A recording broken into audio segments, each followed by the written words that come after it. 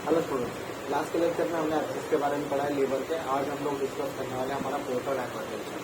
जैसे कि portal hypertension जो टॉपिक हम लोग पढ़ते हैं, हमारे दिमाग में पहले एक चीज़ आती है इसोफेजियल वायरस, जो ऑलरेडी हम लोग डिस्कस कर चुके हैं हमारे इसोफेजियस के डिसीज। ठीक है, जो पोर्टल हाइपरटेंशन है, ये जो टॉपिक है actually medicinal point of view से, मेडिसिन पॉइंट ऑफ व्यू से या फिर सर्जरी पॉइंट ऑफ व्यू से, दोनों पॉइंट ऑफ व्यू से ये बहुत इंपॉर्टेंट टॉपिक है। क्योंकि आपको जो अल्कोहलिक सिरोसिस या फिर और किसी डिसीज से सिरोसिस अगर हुआ है तो उस पेशेंट में आपको पोर्टल हाइपरटेंशन नजर आएगा। कुछ पल्मोनरी डिसीजेस है जिसकी वजह से भी पोर्टल हाइपरटेंशन होता है, तो ऐसे पेशेंट्स आपको ओपीडी में, आईपीडी में बहुत जगह पे मिलने वाले हैं। इसीलिए पोर्टल हाइपरटेंशन एग्जैक्टली क्या होता है उसको हम लोग आज डिस्कस करने वाले हैं। इसमें हम लोग देखेंगे इसकी डेफिनेशन क्या होगी, इसके कॉजेज क्या होंगे, और जब कॉजेज होते हैं उसके बाद में हम लोग इन्वेस्टिगेशन पढ़ेंगे कि इसमें क्या क्या इन्वेस्टिगेशन हमें करना चाहिए।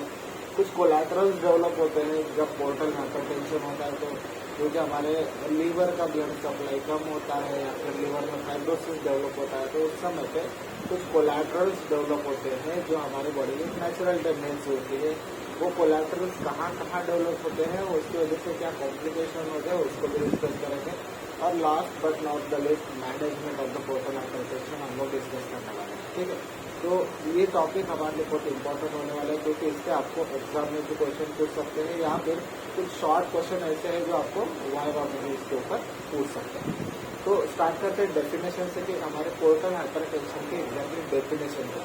लेकिन डेफिनेशन समझने से पहले आपको पोर्टल वेन का एक ओवरव्यू दे देता हूँ, क्योंकि आपको जब एनाटॉमी पता होती है हमारे पोर्टल वेन की, तो आपको ये जो पोर्टल हाइपरटेंशन ये टॉपिक क्लियर हो जाएगा। ठीक है, तो एनाटॉमी ऑलरेडी हम लोग फर्स्ट ईयर में भी पढ़ चुके हैं। तो ये हमारा जो लीवर होता है, ठीक है, ये लीवर का जो भी वेनस सिस्टम है, जहाँ पे आपको 80% ब्लड फ्लो जो है या फिर ब्लड सप्लाई जो है आपकी पोर्टल वेन से आता है।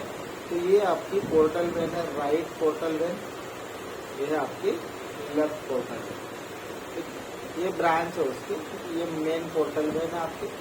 जहाँ पे पोर्टल वेन बनती कैसे है, ये आपकी स्प्लेनिक वेन आती है, बराबर।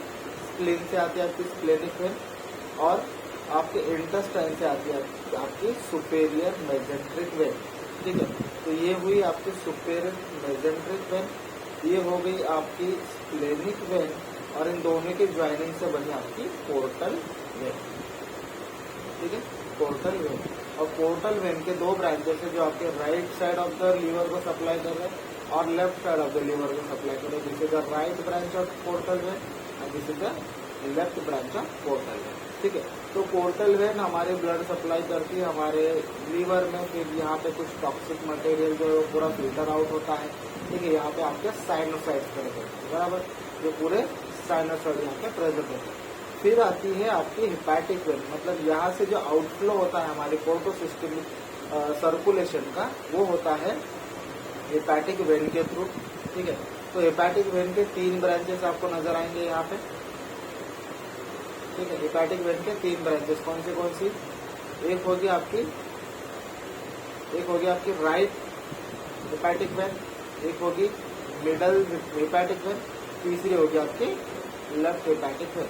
और यहाँ से ये जो हिपैटिक वेन है आपकी आईवीसी को कनेक्ट करेगी, तो इसका मतलब ये आपकी आईवीसी। ठीक है, तो ब्लड सप्लाई कहाँ से आया, फिर जो भी मटेरियल का यहाँ पे जो एक्सचेंज हो रहा है वो कहाँ से आ रहा है, ये आपके इंटेस्टाइन से, यहाँ से पूरा ब्लड और उसके साथ साथ जो भी मेटाबोलाइट्स है, जो भी मटेरियल है, तो वो यहाँ से आपकी पिकअप कर रही है और आपके लीवर तक पहुँचा रही है, बराबर। तो ये हुई आपकी सुपेरियर मेजेंट्रिक वेन, जो कि आपके बॉवेल से जो भी मटेरियल है आपके लीवर तक पहुँचा रही है। लेकिन उसके जैसे ही ऊपर जाती है सुपेरियर मेजेंट्रिक वेन, वहाँ पे अटैच होती है आपकी स्प्लेनिक वेन। ठीक है, जो कि आपके स्प्लीन से आ रही है, बराबर। ये स्प्लीन से आ रही हुई आपकी स्प्लेनिक वेन, ये भी कनेक्ट हो गई और दोनों मिला के आपकी बनती है पोर्टल वेन। पोर्टल वेन के 2 ब्रांचेस निकल के आएगी, एक राइट पोर्टल वेन एंड एक लेफ्ट पोर्टल वेन। फिर ये सप्लाई करेगी आपके साइनोसाइड्स को, यहाँ पे आपका पूरा साइनोसाइड प्रेजेंट है।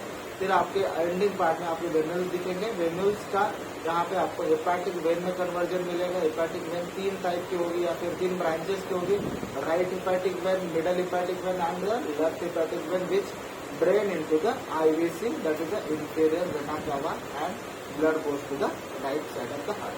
ठीक है, तो ये सर्कुलेशन जो होता है हमारी पोर्टल वेन से आपकी आईवीसी का, उसको हम लोग पोर्टल सर्कुलेशन कहते हैं। ठीक है, और जब आईवीसी आपकी लंग के हार्ट के साथ कनेक्ट हो जाती है या फिर आपकी पोर्टल वेन पूरी तरह से आईवीसी के साथ कनेक्ट होती है तो उसको हम लोग पोर्टो सिस्टेमिक सर्कुलेशन हम लोग कहते हैं। ठीक है, तो बेसिकली आपकी पोर्टल वेन जो है ये यहाँ पे बने। अब पोर्टल वेन के बारे में दो चीजें आपको याद रखनी है, पहली तो उसकी लेंथ और उसका प्रेशर। प्रेशर यानी कि उसमें जो भी प्रेशर नॉर्मल प्रेजेंट होता है वो वाला प्रेशर। ठीक है, तो लेंथ कितनी है, आप अगर आपको एक एवरेज देखा जाए तो 5 to 10 सेंटीमीटर इसकी लेंथ होती है, लेकिन कुछ किताबों में आपको 5 to 8 सेंटीमीटर की इसकी लेंथ मिलेगी। दूसरी चीज है प्रेशर। नॉर्मल प्रेशर हमारी पोर्टल वेन में कितना होता है 5 to 8 mm ऑफ Hg, मतलब 5 से 8 मिलीमीटर ऑफ Hg आपको ये प्रेशर मिलेगा आपकी पोर्टल वेन में, और इसकी लेंथ होगी 5 to 10 सेंटीमीटर। अगर हम लोगों को कुछ याद रखना है तो हम लोग क्या करते हैं, थोड़ा सा एडजस्टमेंट करते हैं, तो लेंथ का जो हमारा 5 to 10 सेंटीमीटर है उसको हम लोग 5 to 8 सेंटीमीटर करेंगे। दोनों जो नंबर है आपको क्लियरली याद रहेंगे, length equal to 5 to 8 centimetre and pressure is also 5 to 8 mm of Hg। ठीक है, तो अब यहाँ पे हमें नॉर्मल प्रेशर की वैल्यू पता चली। अब जब ये प्रेशर बढ़ेगा तो क्या होगा, उसको हम लोग हाइपरटेंशन कहते हैं। ठीक है, तो हाइपरटेंशन की डेफिनेशन क्या आती है कि जो आपकी ब्लड प्रेशर है या फिर जो नॉर्मल ब्लड प्रेशर है आपका, अगर उससे कहीं और बढ़ रहा है, मतलब 120 या हमारा सिस्टोलिक ब्लड प्रेशर होता है, डायस्टोलिक होता है 80 mm ऑफ Hg। तो जब ये 120 का 130, 140 हो जाता है तो हम लोग उसको हाइपरटेंशन कहते हैं। ठीक है, तो उसी तरह से यहाँ पे आपकी जो पोर्टल वेन में प्रेशर है वो आपका 5 to 8 मिलीमीटर ऑफ Hg है। अगर ये इससे बढ़ता है तो हम लोग उसको हाइपरटेंशन करेंगे, और क्योंकि ये पोर्टल वेन में बढ़ रहा है इसलिए पोर्टल हाइपरटेंशन इसको हम लोग कहते हैं। ठीक है, तो बेसिक इन्फॉर्मेशन वही है। तो यहाँ पे जो डेफिनेशन दी गई है सेम उसी हिसाब से, sustained elevation of the portal pressure more than 10 millimetre of Hg। अब यहाँ पे एक वर्ड यूज हुआ है सस्टेन्ड। ठीक है, मतलब वो थोड़ी देर के लिए नहीं होना चाहिए, तो बहुत देर तक या बहुत समय तक यहाँ पे वो सस्टेन रहना चाहिए। एलिवेटेड प्रेशर अगर रहता है तब हम लोग उसको पोर्टल हाइपरटेंशन कहेंगे। अगर ये प्रेशर 10 मिलीमीटर ऑफ Hg या फिर मिलीमीटर ऑफ मर्क्यूरी से ज्यादा है तो हम लोग उसको पोर्टल हाइपरटेंशन। दूसरी डेफिनेशन आती है क्या, ये elevation of the hepatic venous pressure gradient more than 5 millimetre of Hg। अब इसका मतलब क्या है, जो हमारा हेपाटिक वेनस प्रेशर ग्रेडियंट है, ठीक है, इसकी वैल्यू है आपकी 5 मिलीमीटर ऑफ Hg। अगर ये इससे ज्यादा बढ़ेगा तो आपको यहाँ पे पोर्टल हाइपरटेंशन की डेफिनेशन कंसिडर करनी है। तो ये जो हेपाटिक वेनस प्रेशर ग्रेडियंट है हमें निकालना कैसे, उसको समझते हैं। जैसे हम लोग हेपाटिक वेनस प्रेशर निकालते हैं उसमें दो प्रेशर्स आते हैं। जनरली हम लोग निकालते हैं वेज हेपाटिक वेनस प्रेशर। ठीक है, wedge hepatic venous pressure and second one is free hepatic venous pressure.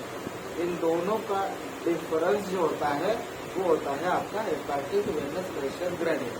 ठीक है, तो हेपाटिक वेनस प्रेशर ग्रेडियंट की डेफिनेशन क्या होगी, the difference between the wedge hepatic venous pressure and the pre hepatic venous pressure is equal to hepatic venous pressure gradient. अब जब आप veg hepatic pressure निकाल रहे हो और प्री हेपाटिक प्रेशर निकाल रहे हो, उसका डिफरेंस अगर आपका 5 मिलीमीटर ऑफ Hg से ऊपर आएगा तो वो आपका पोर्टल हाइपरटेंशन कहलाएगा। ठीक है, तो यहाँ पे अभी आपको समझने इसके कॉजेस क्या होंगे।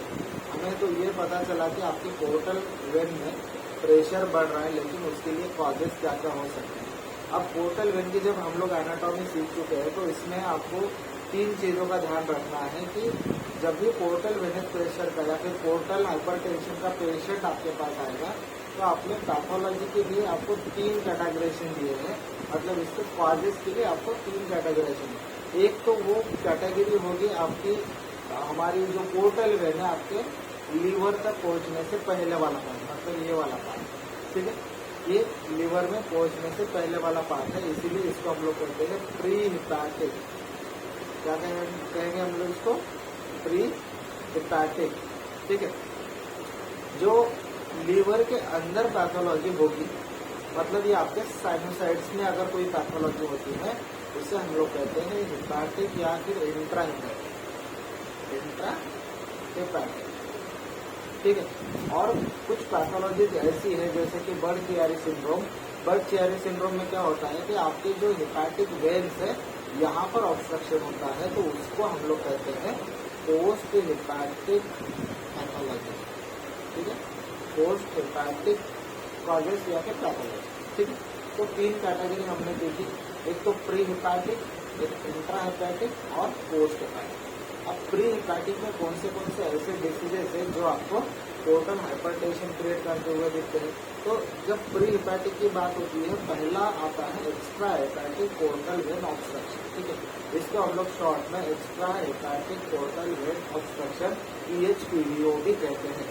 ठीक है, तो यहाँ पे जो पोर्टल वेन का मेन पहला टारगेट होता है ऑब्स्ट्रक्शन का, यहाँ पे जो मेन पोर्टल वेन का पहला स्टार्टिंग पॉइंट है। ठीक है, तो ये जो हमारी हिपैटिक से नीचे वाला, मतलब लीवर के जस्ट नीचे वाला जो पार्ट जहाँ पे बाइफर्केशन हो रहा है हमारी राइट हिपैटिक वेन और राइट पोर्टल वेन और लेफ्ट पोर्टल वेन का, वहाँ पर अगर ये ऑब्स्ट्रक्शन होता है उसको हम लोग कहते हैं extra hepatic portal vein obstruction. ठीक है, तो बेसिकली ये कहाँ पे भी हो सकता है, लेकिन मोस्ट कॉमन साइट है ये यहाँ पर भी हो सकता है, यहाँ पर भी हो सकता है। तो पहला कॉज हमें क्या मिला, अगर मान लो यहाँ पे ऑब्स्ट्रक्शन हुआ तो यहाँ पे प्रेशर बढ़ेगा। ठीक है, तो ये पोर्टल वेन में प्रेशर बढ़ेगा तो आपको पोर्टल हाइपरटेंशन ये टर्म यूज करनी है। ठीक है, दूसरी जगह कहाँ है, स्प्लेनिक वेन थ्रोम्बोसिस। अब ये जो स्प्लेन की तरफ से वेन आ रही है, मान लेते हैं यहाँ पर भी प्रेशर बढ़ता है तो भी आपकी पोर्टल वेन में अल्टीमेटली प्रेशर बढ़ेगा। तो इसीलिए जो पोर्टल वेन का प्रेशर बढ़ा उसको भी हम लोग कहते हैं portal hypertension due to splenic venous thrombosis. अब ये दोनों कॉजेज जो है वो आपकी प्री हिपैटिक कैटेगरी में आ गए, क्योंकि ये लीवर में पहुंचने से पहले वाली पैथोलॉजी। अब इंट्रा हिपैटिक में सबसे मोस्ट कॉमन होता है आपका cirrhosis of liver. Cirrhosis of liver, अब ये सिरोसिस अल्कोहल की कॉजेज की वजह से हो सकता है, हेपाटाइटिस की वजह से हो सकता है, या फिर किसी और टॉक्सिन्स की वजह से भी हो सकता है। जब सिरोसिस होगा तो यहाँ पे आपकी जो लंग के टिश्यूज है उसमें फाइब्रोसिस होगा। अगर फाइब्रोसिस होगा तो जो भी ब्लड सप्लाई यहाँ पे जा रहा है हमारे साइनोसाइड्स में, वहाँ से ब्लड सप्लाई आउटफ्लो नहीं होगा, तो अल्टीमेटली आपके पोर्टल वेनस प्रेशर में या फिर पोर्टल वेन में प्रेशर बढ़ेगा। तो इसीलिए भी पोर्टल हाइपरटेंशन क्रिएट होता है आपकी सिरोसिस ऑफ द लीवर की पेशेंट। ठीक है, तीसरा और मोस्ट इम्पॉर्टेंट कॉज है पोस्ट हिपैटिक। पोस्ट हिपैटिक में आपको एक कॉमन डिसीज मिलता है जिसे हम लोग कहते हैं बर्ड-चियारी या फिर बर्ड-चियारी भी इसको हम लोग प्रोनाउंस कर सकते हैं, बर्ड-चियारी सिंड्रोम। अब ये बर्ड-चियारी या फिर बर्ड-चियारी सिंड्रोम होता क्या है, जैसे कि हमने यहाँ पे देखा कि जो हमारे हिपैटिक वेन है उसके 3 ब्रांचेस हैं, एक राइट है, मिडल है, लेफ्ट। अब मान लेते हैं कि यहाँ पर जो आपकी हिपैटिक वेन है वहाँ पर ऑब्स्ट्रक्शन हुआ है। ठीक है, यहाँ पर ऑब्स्ट्रक्शन हो, या फिर मान लो कि ये जो हमारे साइनोसाइड्स है उसके जस्ट ऊपर आपको वेन्यूल्स मिलेंगे, तो यहाँ पे जो टर्मिनल वेन्यूल्स होते हैं वहाँ पर अगर ऑब्स्ट्रक्शन हो रहा है तो भी आपको ये हिपैटिक वेन से ब्लड फ्लो कम मिलेगा। इसीलिए जो भी ब्लड यहाँ से साइनोसाइड से हमारे हिपैटिक वेन तक आ रहा था वो पहुँच नहीं पाएगा, इसलिए भी हमारे पोर्टल वेन में प्रेशर बढ़ेगा, तो वो भी एक कॉज होगा। तो ये जो दोनों कैटेगरीज है, ये दोनों कैटेगरीज है। या फिर दूसरी एक कैटेगरी ऐसी है जहाँ पे आपकी जो हिपैटिक मतलब जो भी आपकी लीवर के पार्ट में जो आईवीसी का यहाँ पे इन्वॉल्वमेंट रहता है, मतलब आईवीसी का जो भी पार्ट आपकी लीवर के साथ अटैच्ड है वो पार्ट में, जिसको हम लोग इंट्रा हेपेटिक कहते हैं, वो पार्ट में अगर आईवीसी में कुछ पैथोलॉजी है जिसको हम लोग आईवीसी वेब कहते हैं, आईवीसी में अगर थ्रोम्बोसिस होता है तो उसको हम लोग आईवीसी वेब कहते हैं, वहाँ पर भी आपको पोर्टल हाइपरटेंशन की पैथोलॉजी देखेगी। ठीक है, तो बेसिकली 3 कॉजेस आपको ध्यान में रखने हैं, तो कुछ प्री हिपैटिक होंगे, कुछ इंट्रा हिपैटिक होंगे और कुछ पोस्ट हिपैटिक होंगे। ठीक है, तो एक बार क्विकली रिव्यू कर लेते हैं। प्री हिपैटिक में आपके क्या क्या आएगा, यहाँ पे extra hepatic portal vein obstruction, जहाँ पे आपके पोर्टल वेन में थ्रोम्बोसिस होगा। ठीक है, यहाँ पे थ्रोम्बोसिस ऑफ पोर्टल वेन, ठीक है। दूसरी चीज है स्प्लेनिक वेनस थ्रोम्बोसिस। इंट्राहेपेटिक में सबसे आता है, इंट्राहेपेटिक में एक्चुअली वैसे 3 पार्ट्स किए जाते हैं, ठीक है। मोस्ट कॉमन होता है आपका ये साइनोसॉइडल सिरोसिस। दूसरा कैटेगरी आता है प्री साइनोसॉइडल। प्री साइनोसॉइडल का मतलब क्या हुआ कि यहाँ पे जो आपकी पोर्टल वेन है, पोर्टल वेन के 2 ब्रांचेस यहाँ पे जो आपके देखे थे, वहाँ पे जस्ट इसका एंडिंग पॉइंट, मतलब आपकी जो साइनोसॉइड स्टार्ट होने वाला टाइम है या फिर जो भी लोकेशन है, उसके पहले वाला जो पार्ट होता है हमारा, उसमें आता है आपका सिस्टोसोमियोसिस। सिस्टोसोमियोसिस में होता क्या है कि आपकी जो भी पोर्टल वेन के पार्ट्स है उसमें फाइब्रोसिस होना स्टार्ट होता है, ठीक है। उसमें फाइब्रोसिस होना है। हालांकि जो सिस्टोसोमियोसिस है ये हमारे इंडिया में कॉमन नहीं है, यहाँ पर ये एक्चुअली वर्म इन्फेक्शन है, ठीक है। वर्म या फिर पैरासाइटिक इन्फेक्शन है, ये पैरासाइटिक इन्फेक्शन है जिसमें आपको fibrosis of the portal vein या फिर फाइब्रोसिस ऑफ पोर्टल स्ट्रक्चर मिलता है, इसको हम लोग सिस्टोसोमियोसिस कहते हैं। और ये आपकी साइनोसॉइड के पहले आता है, इसलिए इसको प्री साइनोसॉइडल कैटेगरी में काउंट किया जाता है, ठीक है। दूसरा है इसका एनसीपीएफ। एनसीपीएफ का मतलब क्या है? नॉन सीरोटिक पोर्टल फाइब्रोसिस, ठीक है। तो फाइब्रोसिस होने के मोस्ट कॉमन कॉजेस जैसे कि आपके सीरोसिस में होता है, तो नॉन सीरोटिक भी कुछ कॉजेस होते हैं जहाँ पे आपको पोर्टल फाइब्रोसिस मिलता है, वो भी आपकी प्री साइनोसॉइडल कैटेगरी में आता है, ठीक है। साइनोसॉइडल में मोस्ट कॉमन होता है आपका सीरोसिस ऑफ द लीवर, और पोस्ट साइनोसॉइडल में आता है venous occlusive disease. Venous occlusive disease क्या है? जो आपके हेपाटिक वेन्स है उसके पहले जो वेनल्स होंगे वो भी आपके यहाँ पे इन्वॉल्व होते हैं, इसलिए इसको पोस्ट साइनोसॉइडल का, मतलब ये साइनोसॉइडल का पार्ट नहीं है। साइनोसॉइड खत्म होने के बाद जो आपके वेनल्स तैयार होते हैं उसको वेनस ऑक्लूसिव डिसीज हम लोग करते हैं, ठीक है। तो ये 3 कैटेगरी हम लोग इंट्रा हेपेटिक में करते हैं, प्री साइनोसॉइडल, साइनोसॉइडल और पोस्ट साइनोसॉइडल। अब तीसरा जो पार्ट था हमारा बर्ड-चियारी सिंड्रोम, ठीक है। बर्ड-चियारी सिंड्रोम में आपको हेपेटिक वेन में थ्रोम्बोसिस मिल सकता है, फिर आईवीसी वेव मिल सकता है। आईवीसी वेव में आपको एक तो आईवीसी में फाइब्रोसिस मिलेगा, या फिर उसका पार्ट में थ्रोम्बोसिस मिलेगा, ठीक है, थ्रोम्बोसिस मिलेगा। लेकिन ये कौन सा पार्ट होगा आपका? Hepatic IVC. हेपेटिक आईवीसी का ये पार्ट होगा, इसीलिए आपको इसको आईवीसी दे दिया, नाम दिया गया, और वो आपके बर्ड-चियारी सिंड्रोम के अंदर ही काउंट होता है, ठीक है। तो ये हुए आपके कॉजेस। अब कुछ शंट के बारे में डिस्कस कर लेते हैं, जहाँ पे शंट में सारे कोलैटरल, ठीक है। मतलब क्या हुआ कि जो हमारा लीवर था, ठीक है, अगर यहाँ पे सीरोसिस है, सीरोसिस हो गया तो क्या होगा? यहाँ पे पूरा फाइब्रोस बनेगा, ये पार्ट, ठीक है। फाइब्रोस बनेगा तो आपके पोर्टल वेन में प्रेशर बढ़ रहा है। अब जब भी हमारी बॉडी में कुछ पैथोलॉजी ऐसी होती है जहाँ पे प्रेशर बढ़ता है, हमारे वेन्स का या फिर उसमें थ्रोम्बोसिस होता है, तो एक कॉमन फिजियोलॉजिकल फैक्टर है जिसको हम लोग कोलैटरल्स कहते हैं।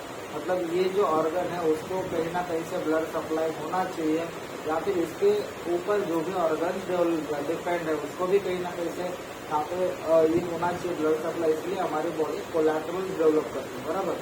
तो कोलैटरल डेवलप करते करते, मतलब इसको ब्लड सप्लाई करते करते आपकी बॉडी में कहीं और भी कोलैटरल डेवलप होते हैं, क्योंकि यहाँ पे पोर्टल वेन में जो भी पार्ट्स अटैच है वहाँ पर प्रेशर बढ़ने वाला है, ठीक है। तो ऐसे कौन से पार्ट है जहाँ पे कोलैटरल डेवलप होने की वजह से कॉम्प्लिकेशन भी होते हैं, ठीक है। तो पहला और मोस्ट कॉमन कोलैटरल डेवलप होता है आपकी ईसोफेगस में, जो हम लोग ऑलरेडी डिस्कस कर चुके हैं, ईसोफेजियल वायरसिस के नाम से, ठीक है। तो यहाँ पे कौन सी वेन ज्वाइन होती है उसको डिस्कस कर लेते हैं। जैसे कि ये आपका लीवर है, ठीक है, यहाँ पे ये पोर्टल वेन थी, बराबर, ये पोर्टल वेन थी, और यहाँ पे आपका ये एसवीसी मतलब सुपीरियर मेजेंट्रिक वेन, और यहाँ से आ रही थी आपकी स्प्लेनिक वेन, बराबर, ठीक है।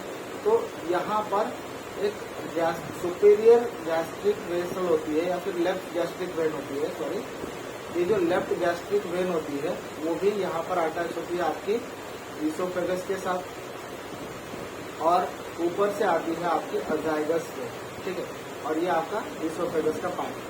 तो यहाँ पे आ गई आपकी अजाइगस वेन, और नीचे से आ गई है आपकी लेफ्ट गैस्ट्रिक वेन, और ये लेफ्ट गैस्ट्रिक वेन और अजाइगस वेन यहाँ पे कोलैटरल डेवलप करके आपके ईसोफेगस में यहाँ पे बल्जिंग क्रिएट करते हैं, जिसको हम लोग ईसोफेजियल वायरसिस कहते हैं, ठीक है, ईसोफेजियल वराइसिस। ठीक है, तो पहला कोलैटरल कौन सा हुआ, एक तो अजाइगस वेन से और आपके लेफ्ट गैस्ट्रिक वेन के बीच में एक कोलैटरल डेवलप हुआ जिसे हम लोग इसोफेजियल वराइसिस कहते हैं। ठीक है, तो lower end of the oesophagus it is the part of the या फिर it is the location of the oesophageal varices. और ये कहाँ किसके बीच में हो रहा है, लेफ्ट गैस्ट्रिक वेन जो कि यहाँ से निकल के आ रही है और दूसरी होती है अजाइगस वेन। ठीक है, दूसरा कोलैटरल डेवलप कहाँ होता है, आपके रेक्टल में। ठीक है, तो यहाँ पे मान लो कि अपना ये रेक्टम का पार्ट है। ठीक है, रेक्टम में आपको मिलेंगे आपकी सुपीरियर और मिडल हेमोराइडल वेन्स। ठीक है, तो यहाँ पे जो lower end of the rectum में पार्ट या फिर जो कोलैटरल डेवलप होता है वो किसके बीच में होता है, सुपीरियर हेमोराइडल वेन में, जो कि आपकी ये यहाँ पर अटैच होगी, ये आपके सुपीरियर हेमोराइडल वेन। उसके बाद में मिडल और इंफीरियर हेमोराइडल वेन। ठीक है, तो तीन वेन का यहाँ पे मिलाप होके आपका ये कोलैटरल डेवलप हुआ। ठीक है, ये कोलैटरल डेवलप हुआ और इन्होंने क्या किया, आपके हेमोराइड्स को डेवलप किया। ठीक है, हेमोराइड्स को डेवलप किया। तो दूसरा कॉम्प्लिकेशन या फिर दूसरा कोलैटरल डेवलप हुआ आपके रेक्टम, उसको हम लोग हेमोराइड्स कहते हैं या फिर इंटरनल पाइल्स भी कहते हैं। तीसरा यहाँ पे अम्बिलिकल जो हमारा पार्ट होता है जो इंक्लूड होता है। ठीक है, अगर ये अम्बिलिकस के साथ यहाँ पर अटैच होगा या फिर इसको कोलैटरल डेवलप करेगा तो आपके अम्बिलिकल के पेरी में जितने भी वेसल्स है वो पूरे डायलेट हो जाएंगे। ठीक है, तो पैरा अम्बिलिकल वेन मतलब आपके अम्बिलिकल के पेरी में जितने भी सुपरफिशियल वेन है वो पूरे यहाँ पे बल्ज हो जाएंगे। एंड एंटेरियर एब्डोमिनल वेन जो भी आपके एंटेरियर एब्डोमिनल वेन है, पैरा अम्बिलिकल वेन पूरे बल्ज हो रहे हैं और आपका एक स्ट्रक्चर बनाता है peripheral of the umbilicus area. यहाँ पे एक स्ट्रक्चर बनता है जिसको हम लोग कहते हैं कैपुट मेडुसी, कैपुट मेडुसी। ठीक है, तो ये तीसरा आपका यहाँ पे कोलैटरल डेवलप हुआ। चौथा कोलैटरल होता है रेट्रोपेरिटोनियल जो कि आपका लीवर के पार्ट्स में होता है। अब पांचवे कोलैटरल डेवलप होते हैं बेयर एरिया ऑफ लीवर जो कि हमने ऑलरेडी पढ़ा है। ठीक है, तो bare area of the liver retroperitoneal part जो होता है आपकी लीवर का, वहाँ पर भी कोलैटरल डेवलप होते हैं। ये दो लीवर में प्रेजेंट होने वाले कोलैटरल्स हैं, लेकिन लीवर के बाहर आपके तीन कोलैटरल डेवलप होते हैं। एक तो आपके इसोफेजियल वराइसिस और इसोफेजियल वराइसिस बनते कैसे, आपकी लेफ्ट गैस्ट्रिक वेन और अजाइगस वेन। ठीक है, दूसरे बनते हैं आपके जो हमारी इंफीरियर मेजेंट्रिक वेन है उसके साथ कनेक्ट हुई वाली हमारी सुपीरियर हेमोराइडल वेन, इंफीरियर हेमोराइडल वेन और मिडल हेमोराइडल वेन के साथ मिलके आपके हेमोराइडल वेन हेमोराइड्स क्रिएट करके आपके लोअर रेक्टम में। तीसरा होता है आपके कैपुट मेडुसी जो कि हमारे पैरा अम्बिलिकल वेन या फिर एंटेरियर एब्डोमिनल वेन को यहाँ पे एंगल या फिर हमारे बल्जिंग करके आपका कैपुट मेडुसी नाम का ये कोलैटरल डेवलप किया जाता है। ठीक है, तो ये 5 कोलैटरल्स आपको याद रखना है जो कि आपको पोर्टल हाइपरटेंशन में मिलने वाले हैं। अब पोर्टल हाइपरटेंशन का पेशेंट जो होगा वो आपके पास क्या क्या कंप्लेंट्स लेके आएंगे उसको डिस्कस करते हैं ताकि आपको डायग्नोसिस करने में आसानी हो। ठीक है, तो कुछ जनरल फीचर्स है जो आपको पोर्टल हाइपरटेंशन के पेशेंट में देखना है। उसमें वीकनेस नजर आएगा आपको पेशेंट में, टायर्डनेस होगा, एनोरेक्सिया होगा, वेट लॉस होगा, एब्डोमिनल पेन होगा, जॉन्डिस क्रिएट होता हुआ दिखेगा, एडेमा होगा पूरे बॉडी पे, प्लूराइटिस होगा। ठीक है, मतलब इचिंग होगी। उसके बाद में आपको स्पॉन्टेनियस ब्लीडिंग और ब्रूजेस दिखेंगे क्योंकि आपकी जो कोएगुलेशन प्रोफाइल है वो पूरी तरह से यहाँ पे डेरेंज हो जाती है। इम्पोर्टेंस नजर आता है किसी किसी पेशेंट में, आपको मसल क्रैम्प्स दिखेंगे, आपको पैलर दिखेगा, पैलर होगा, साइनोसिस होगा या फिर हाइपोटेंशन में आपके पास पेशेंट नजर आएगा। तो ये कुछ जनरल फीचर्स है जैसे कि वीकनेस है, टायर्डनेस है, वेट लॉस है, एनोरेक्सिया है। ठीक है, किसी पेशेंट में आपको मसल क्रैम्प मिलेगा, जॉन्डिस दिखेगा, आपको हाइपोटेंशन होगा। ये सारे जनरल फीचर्स है जो कि आपको पोर्टल हाइपरटेंशन के पेशेंट में मिलने वाले हैं। फीचर्स ऑफ वराइसिल ब्लड है, जब पोर्टल हाइपरटेंशन हुआ है तो पहला कोलैटरल हमारा डेवलप हुआ था हमारे इसोफेगस का जो कि इसोफेजियल वराइसिस। अब जब ये हमारा पोर्टल प्रेशर जो है, पोर्टल वेनस का प्रेशर जो होता है वो अगर 12 mm ऑफ Hg से 12 mm ऑफ Hg से ऊपर जाता है तो क्या होगा, आपका जो वराइसिस है वो ब्लीड होने के चांसेस होते हैं। इसीलिए जो वराइसिल ब्लीड है वो बहुत इमरजेंसी होती है, उसको कंट्रोल करना बहुत मुश्किल होता है।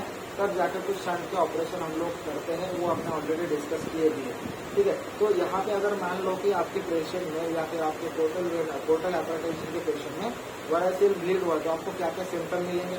एक तो एनीमिया मिलेगा क्योंकि ब्लड लॉस होगा, हेमाटोमेसिस की हिस्ट्री मिलेगी क्योंकि वोमिटिंग होगी तो वो मोस्टली आपकी हेमाटोमेसिस के थ्रू या फिर मलिना के थ्रू निकलेगी, ठीक है। तो हेमाटोमेसिस हो सकता है या फिर मलिना हो सकता है, मतलब ब्लैक कलर स्टूल हो सकती है।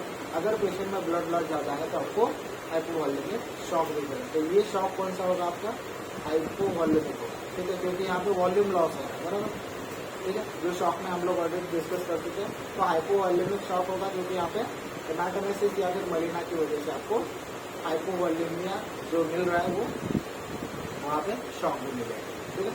अब फीचर्स ऑफ एनसेफेलोपैथी। अब एनसेफेलोपैथी मतलब क्या है कि जो भी हमारे लीवर के जो एंजाइम्स है अगर वो बहुत ही ज़्यादा क्वांटिटी में डिरेंज हो रहे हैं तो कहीं ना कहीं सारी चीज़ों का असर आपके ब्रेन पे होता है।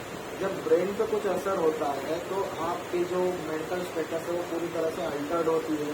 पेशेंट में कुछ ऐसे बिहेवियर दिखते हैं जो कि आपको नॉर्मल नहीं लगेंगे। ऐसी कंडीशन को हम लोग एनसेफेलोपैथी कहते हैं। एनसेफेलोपैथी में आपको क्या क्या मिल सकता है, जैसे कि कोई मेमोरी लॉस हो गई है पेशेंट में, कभी कभी बहुत ज़्यादा सीवियर एनसेफेलोपैथी का पेशेंट अनकॉन्शियस भी हो सकता है, ट्रिमर्स मिलेंगे आपको, या फिर एक बिहेवियर ऐसा होगा जो अल्टर्ड हुआ होगा, मेंटल स्टेटस डिस्टर्ब हुआ होगा। ये पूरे एनसेफेलोपैथी के सिम्टम्स आपको पोर्टल हाइपरटेंशन के या फिर सीवियर पोर्टल हाइपरटेंशन के पेशेंट में दिखेंगे। तो पहला पेशेंट में आपको क्या देखना है, मेमोरी लॉस है क्या, अल्टर्ड बिहेवियर है क्या, मतलब उसका नॉर्मल बिहेवियर कैसा था, अभी कुछ अलग बिहेव कर रहे हैं क्या। मेंटल स्टेटस को हम लोगों को चेक करना है, अगर मेंटल स्टेटस चेंज हुआ है तो कहीं ये एनसेफेलोपैथी तो नहीं है। एस्ट्रिक डिजीज मतलब उसका जो ट्रीमर्स होना, ठीक है। एस्ट्रिक डिजीज का मतलब क्या होता है कि जब आप पेशेंट्स को बोलोगे कि आपके सामने हाथ कर लो तो आपके वो जो पेशेंट्स होंगे उसके हाथ में ऐसे ट्रिमर्स नहीं देंगे। तो कभी कभी फाइन ट्रिमर्स होते हैं, ठीक है। तो हम लोगों को ट्रिमर की पहचान में आनी चाहिए। अगर आपके हाथ ट्रिम्बल कर रहे तो वो आपको एनसेफेलोपैथी के सिम्टम दिखाता है। कभी कभी क्या होता है पेशेंट में फ्लैप्स नजर आता है। फ्लैप्स का मतलब क्या होगा, अगर आप पेशेंट को स्ट्रेट ऐसे हाथ करने लगाओगे तो उसके बहुत ज़्यादा देर तक हाथ में रख पाएगा वो, ठीक है। उसके हाथ सिंपली ऐसे हो जाएंगे, ठीक है। तो ये जब ये फ्लैप होते हैं तो उसको हम लोग एनसेफेलोपैथी के फीचर्स कंसिडर करते हैं। जो फ्लैप्स और ट्रिमर्स आते हैं उसको कलेक्टिवली हम लोग एस्ट्रिक डिजीज कहते हैं, ठीक है। तो ये वर्ड अगर याद भी नहीं रहा तो आपको ट्रिमर्स याद रखना है और फ्लैप्स याद रखना है, ठीक है। तो जब भी आप कोई पेशेंट देखो जिसमें आपको जॉन्डिस ज़्यादा हो रहा है, मतलब आपका जो बिलिरुबिन है अगर 15, 16, 20 अगर इतना आ रहा है तो तब आपको फ्लैप्स देखने चाहिए, क्योंकि अगर पेशेंट एनकैप में जा रहा है तो थोड़ा मैनेज करने के लिए कॉम्प्लिकेट हो सकता है, ठीक है। तो ये इसके एनसेफेलोपैथी या फिर एनकैप के फीचर्स हम लोग कहते हैं। अब जो पेशेंट में चौथा क्या डेवलप होगा, असाइटिस डेवलप होगा। असाइटिस डेवलप क्यों होता है, उसका एक पैथोलॉजी या फिर पैथोफिजियोलॉजी। जैसे मान लेते हैं कि ये आपका इंटेस्टाइन है जहाँ से आपका सुपेरियर मेसेंट्रिक वेन निकल रहा है और ये आपके पोर्टल वेन को कनेक्ट कर रहा है, बराबर। तो ये जो वेन है और यहाँ से जो भी हमारा फ्लूइड या फिर जो भी मटेरियल आपका पोर्टल वेन के थ्रू ऊपर लीवर में पहुँच रहा था, होगा क्या, यहाँ पे अगर कोई ऑब्स्ट्रक्शन होता है, यहाँ पे अगर हाइपरटेंशन होता है, यहाँ पे और कुछ पैथोलॉजी होती है तो जो भी फ्लूइड यहाँ से जाने वाला था वो नहीं जाएगा, बराबर। तो ये जो हमारा बॉवेल फ्लूइड है वो क्या होगा, एक्स्ट्रा वैसेट होगा। एक्स्ट्रा वैसेशन होकर क्या होगा, ये फ्लूइड कलेक्ट कहाँ होगा, आपकी पेरिटोनियल कैविटी में, बराबर। आपकी पेरिटोनियल कैविटी में फ्लूइड कलेक्ट होगा तो होगा क्या, आपका असाइटिस डेवलप होगा, बराबर। आपका असाइटिस डेवलप हुआ। असाइटिस के बारे में हम लोग ऑलरेडी डिस्कस कर चुके हैं। असाइटिस और दूसरा क्या हो सकता है, जनरलाइज एनासार का भी हो सकता है, क्योंकि एक्स्ट्रा वैसेशन है कहाँ से भी हो सकता है। तो एनासार का भी आपको दिख सकता है। एनासार का मतलब आपकी पूरी बॉडी में एडेमा दिखेगा आपको, ठीक है। स्प्लीनोमेगेली हो सकती है, अगर यहाँ पे स्प्लेनिक वेन में अगर थ्रोम्बोसिस है तो ऑब्वियसली क्या होगा, आपको स्प्लीनोमेगेली दिखेगी, ठीक है। हेपेटोरेनल सिंड्रोम, अब ये बहुत कॉम्प्लिकेटेड चीज़ होती है। अगर आपके पेशेंट में पहले आपका लीवर कमज़ोर हुआ या फिर आपका लीवर डैमेज हुआ और उसने अगर रीनल मतलब आपकी किडनी को इन्वॉल्व किया तो उसको हम लोग हेपेटोरेनल सिंड्रोम कहते हैं, ठीक है। हेपेटोरेनल सिंड्रोम कहते हैं, ठीक है। वैसे ही हेपेटोपल्मोनरी भी होता है या फिर पल्मोनरी हेपेटो भी, फ्लूरो हेपेटो, ऐसा भी कुछ डिसीज हम लोग कंसिडर करते हैं जहाँ पे आपके प्लूरल कैविटी या फिर आपके लंग्स की इन्वॉल्वमेंट होती है और आपके लीवर की इन्वॉल्वमेंट होती है, ठीक है। अब इसके बाद में आते हैं आपके इन्वेस्टिगेशन। इन्वेस्टिगेशन में बेसिक इन्वेस्टिगेशन आपका CBC आपको करना है। अगर पेशेंट में वराइसियल ब्लीड है तो आपको HB कम मिलेगा, ठीक है। पेशेंट में अगर इन्फेक्शन है तो आपको TLC बढ़ा हुआ मिलेगा, ठीक है। जो पेशेंट में आसाइटिस होता है तो कॉन्टिनेंट बैक्टीरियल पेरिटोनाइटिस होने के चांसेस होते हैं, तब आपको TLC बढ़ा हुआ मिलता है। या फिर और कुछ भी पैथोलॉजी होती है तो आपको पहले CBC में पता चल जाएगा।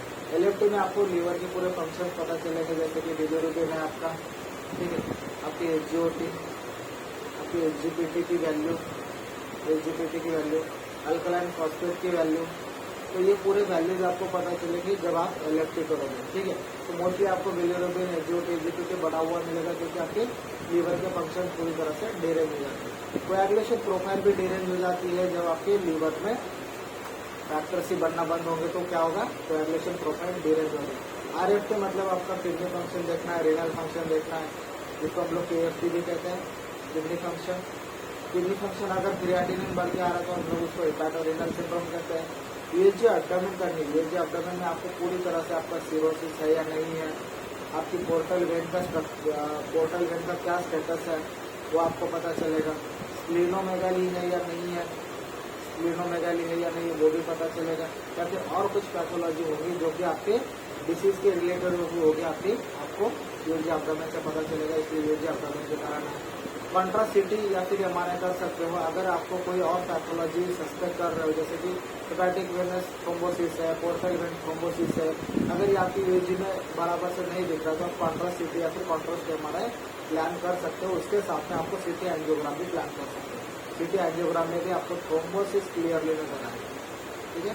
थ्रोम्बोसिस जो होगा वो आपको क्लियरली नजर आ सकता है, इसलिए कॉन्ट्रासिटी MRI या फिर CT एंजियोग्राम भी आप प्लान कर सकते हो, ठीक है। जो पेशेंट में आप वराइसियल ब्लीडिंग एक्सपेक्ट कर रहे हो तो उसमें आपको अपर GI देखना है, इसको हम लोग अपर एंडोस्कोपी अपर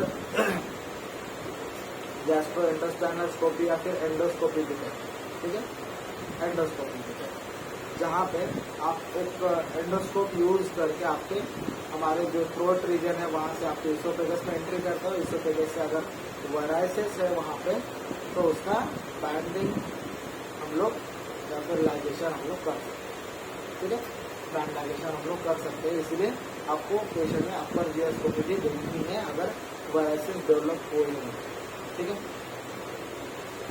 अब इसके बाद में लास्ट अपना एक ऐसा इन्वेस्टिगेशन जहाँ पे कुछ लीवर की पैथोलॉजी आपको समझ सकती है, वो है आपकी लीवर बैग्स, ठीक है।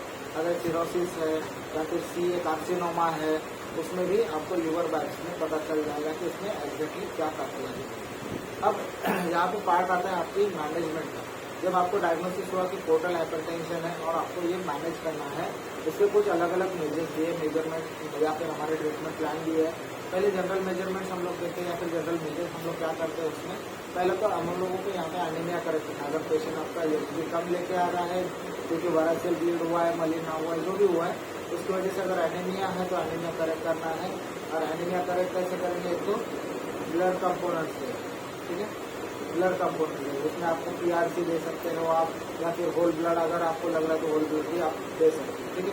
न्यूट्रिशनल सपोर्ट देना है, हाई फूड देना है, TPN दे सकते हो आपको, ठीक है, TPN दे सकते हो पेशेंट को, क्योंकि यहाँ से भी आपको पेशेंट में प्रोटीन्स मिलेंगे, ठीक है, तो TPN भी यूज कर सकते हो। इंजेक्शन विटामिन K देना है आपको 10 मिलीग्राम IM फॉर 5 days, ठीक है, इंजेक्शन विटामिन K देना है। उसके बाद में ब्लड या फिर ब्लड प्रोडक्ट ट्रांसफ्यूजन कर सकते हो अगर एनीमिया है तो पेशेंट, ठीक है। अगर पेशेंट की कोएगुलेशन प्रोफाइल डिरेंज है, ठीक है, तो उसमें आपको क्या करना है, जैसे कि मान लो पेशेंट का INR है वो ऑलमोस्ट 3 तक आ गया, ठीक है। नॉर्मल अपने को 1 के नीचे चाहिए, 1 के नीचे या फिर ज़्यादा से ज़्यादा 1.5 के हाई रेंज होती है। तो 1.5 के नीचे अगर हम लोगों को चाहिए तो पेशेंट का INR है मान लो तो 3, अगर पेशेंट में ब्लीडिंग हो रही है तो आप क्या करोगे, आपको कौन सा ब्लड कंपोनेंट है जो देना पड़ेगा, आपको देना पड़ेगा FFP मतलब फ्रेश फ्रोजन प्लाज्मा, जिसमें कि आपके कोएगुलेशन फैक्टर्स प्रेजेंट होते हैं, ठीक है। तो फ्रेश फ्रोजन प्लाज्मा आपको लगाना है, या फिर क्रायोप्रेसिपिटेट भी हम लोग दे सकते हैं कभी कभी, लेकिन मोस्टली हम लोग यूज करते हैं आपका फ्रेश फ्रोजन प्लाज्मा, ठीक है। अब कुछ स्पेसिफिक मेजर्स है जिसको हम लोगों को याद रखना है। इसोफेजियल वायरसेस का ट्रीटमेंट हम लोग ऑलरेडी पढ़ चुके हैं। इसोफेजियल वायरसेस में मोस्टली हम लोग क्या करते हैं, इसको बैंड लाइजेशन हम लोग करते हैं, ठीक है। अगर बैंड लाइजेशन से भी नहीं होता है तो कुछ हम लोग यहाँ पे स्टेंट डालते हैं, ठीक है, या फिर आप कोई ऑपरेशन ऐसा है जहाँ पे आपको यहाँ पे स्टेंट डाल के रखना, ठीक है। दूसरी चीज यहाँ पे हम लोग यूज करते हैं prevention of hepatic NCAP. Encephalopathy में अगर पेशेंट नहीं जाएगा तो बहुत अच्छी बात होती है। अगर पेशेंट एनकैप में लैंड हो रहा है तो आपको यहाँ पे कॉम्प्लिकेशन नजर आएंगे और वो मैनेज करने का थोड़ा सा डिफिकल्ट होता है। इसीलिए एनकैप में जाने से पहले आपको इसका ट्रीटमेंट करना है। अगर पेशेंट में एनसेफेलोपैथी है तो आपको हायर एंटीबायोटिक देने हैं, ठीक है, हायर एंटीबायोटिक देने हैं। और जो पैथोलॉजी हुई है उसको कैसे कम कर सकते हैं उसको देखना है, क्योंकि हमने जितने भी पैथोलॉजी देखे उसका अलग अलग ट्रीटमेंट हम लोगों को प्लान करना है, ठीक है। तो पैथोलॉजी को कैसे रिड्यूस करते हैं वो भी हमें देखना चाहिए, ठीक है। तीसरी ट्रीटमेंट है असाइटिस की। जो हम लोग यहाँ पे असाइटिस का क्या करेंगे, हम लोग असाइटिस टैप करेंगे, ठीक है, टैप करेंगे। उसमें अगर हम लोगों को एसडीटी के कुछ साइन दिखते हैं तो उसके अकॉर्डिंग हम लोग एंटीबायोटिक प्लान करेंगे। अगर पेशेंट में एसडीटी है तो हायर एंटीबायोटिक यहाँ पे भी आपको प्लान करने हैं। हायर एंटीबायोटिक में आप क्या यूज कर सकते हो, जैसे कि इबिप्रेम ग्रुप का न्यूरोपेनम है, ठीक है, कोलिस्टीन यूज कर सकते हो आप, कोलिस्टीन, टार्गोसिन यूज कर सकते हो जिसमें टिकोप्लेन नाम का कंटेंट है, ठीक है। तो ये सारे जो हायर एंटीबायोटिक आप यूज कर सकते हो। पिप्रासिलिन, टाइजोडैक्टम यानी कि पिप्टाज आप यूज कर सकते हो। ये सारे आपको यूज करने होंगे जब पेशेंट को असाइटिस के साथ साथ एसडीटी मतलब स्पॉन्टेनियस बैक्टीरियल पेरिटोनाइटिस, ठीक है। तो ये कुछ मेजर्स है जो आपको लेने हैं। अब तीसरी चीज ऐसी है कि जहाँ पे पोर्टल वेन का जो प्रेशर है वहाँ पे आपको कुछ शंट के ऑपरेशन भी करने पड़ सकते हैं, कुछ मेडिसिन से भी आप ट्रीट कर सकते हो, ठीक है। यहाँ पे measures to reduce the portal pressure को रिड्यूस करने के लिए क्या क्या यूज करना है आपको, जो सर्जरी जो पोर्टोसिस्टेमिक शंट्स। अब ये जो शंट्स के ऑपरेशन होते हैं उसमें सबसे मेन या फिर कॉमन किया जाने वाला ऑपरेशन है टिप्स, ठीक है, टिप्स। अब टिप्स का फुल फॉर्म क्या होता है, ट्रांसजुगुलर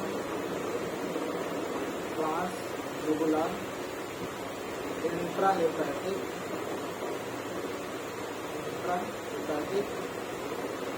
पोर्टोसिस्टेमिक शंट्स, ठीक है। एक्चुअली ये नॉन सेलेक्टिव होता है, ये नॉन सेलेक्टिव शंट होता है, ठीक है। तो टिप्स ऑपरेशन हमने ऑलरेडी इसोफेजियल वायरसेस में भी डिस्कस किया था। तो टिप्स में हम लोग क्या करते हैं, जो हमारे राइट जुगुलार वेन है वहाँ से एक शंट यूज करते हैं जो कि आपको इंट्रा हेपेटिक मतलब आपके हेपेटिक वेन में डालना है और वहाँ पे आपका जो पोर्टोसिस्टेमिक पार्ट है उसको एक शंट करना है या फिर उसको बाईपास करना है ताकि आपके पोर्टल वेन में जो प्रेशर बना है वो निकल जाए, ठीक है। तो ये टिप्स ऑपरेशन हम लोग जनरली करते हैं। ड्रग्स में अगर देखेंगे हम लोग तो प्रोपेनॉल यूज करते हैं। प्रोपेनॉल का अगर डोज देखेंगे तो इसको 20 mg आप बीडी यूज कर सकते हो जिसमें आपको ब्रांड मिलेगा सिप्ला, ठीक है, या फिर आपको सिप्लार एले करके ब्रांड मिलता है लॉन्ग एक्टिंग वाला, तो वो 40 mg में आप ओडी में यूज कर सकते हैं, ठीक है। मोस्टली हम लोग सिप्लार एले 40 mg ही यूज करते हैं जो पेशेंट वायरसेस के होते हैं उसमें, ठीक है। तो प्रोपेनॉल अगर यूज कर रहे हो तो 40 mg ओडी यूज करो या फिर 20 mg बीडी भी यूज कर सकते हो। नोडुलल अगर यूज कर रहे हो तो वो भी 20 mg बीडी में आप यूज कर सकते हो, ठीक है। इसका मैक्सिमम डोज आप 160 मिलीग्राम तक भी बढ़ा सकते हो आपका due to the patient's condition, ठीक है। आइसोसॉर्बेट 5 मोनोनाइट्रेट से हम कभी कभी यूज कर सकते हैं प्रेशर को कम करने के लिए, लेकिन मोस्टली जो यूज होने वाले वो बीटा ब्लॉकर्स है, ठीक है। तो उसमें प्रोपेनॉल और नोडुलल उसमें से भी हम लोग प्रोपेनॉल ज़्यादा यूज करते हैं, ठीक है। अगर मान लो किसी वजह से यहाँ पे पूरे जितने भी मेजर्स हमने देखे जैसे कि पोर्टोसिस्टेमिक शंट्स हुए, आपके ड्रग्स हुए, ये पूरी जो ट्रीटमेंट है ये भी फॉलो हुई, लेकिन उसके बाद भी अगर आपकी पेशेंट में इम्प्रूवमेंट नहीं है, उसके बाद भी आपके पेशेंट में इम्प्रूवमेंट नहीं है तो लास्ट ऑप्शन बचता है आपके पास लीवर ट्रांसप्लांट, ठीक है। It is the ultimate option for the portal systemic hypertension और पोर्टल हाइपरटेंशन, ठीक है। तो पोर्टल हाइपरटेंशन में आपको अल्टीमेट ऑप्शन है लिवर ट्रांसप्लांट। लेकिन लिवर ट्रांसप्लांट इतना ईजी पार्ट नहीं है, ठीक है। उसके लिए मतलब खर्चा भी बहुत है, पेशेंट को मतलब अफोर्डेबिलिटी भी होना चाहिए पेशेंट्स की। दूसरी चीज़ बाकी अगर कुछ कोमॉर्बिडिटी है तो और भी हम लोगों को यहाँ पे कॉन्ट्रा इंडिकेशन होते हैं, ठीक है। तो इसीलिए बाकी की जो भी कंडीशन है उसको अगर एक्सक्लूड करके देखेंगे तो लिवर ट्रांसप्लांट एक अल्टीमेट ऑप्शन आपके पास बचता है अगर पेशेंट में कॉम्प्लिकेशन ज़्यादा हुए, ठीक है। तो ये आपका पोर्टल हाइपरटेंशन है जिसको कि आपको याद रखना है अच्छे से। और अभी अपना जो लिवर डिसीजेस है उसमें अपना नियोप्लाजिया का एक पार्ट बचा है, नियोप्लाजियम का, ठीक है। तो उसमें हम लोग बिनाइन और मैलिग्नेंट दोनों ट्यूमर देखने वाले हैं, बिनाइन और मैलिग्नेंट। और कुछ पार्ट्स होगा आपका हिपाटोमेगाली का, मतलब आपके लिवर में जो स्वेलिंग होती है उसके पार्ट्स देखेंगे हम लोग आगे के लेक्चर में, ठीक है।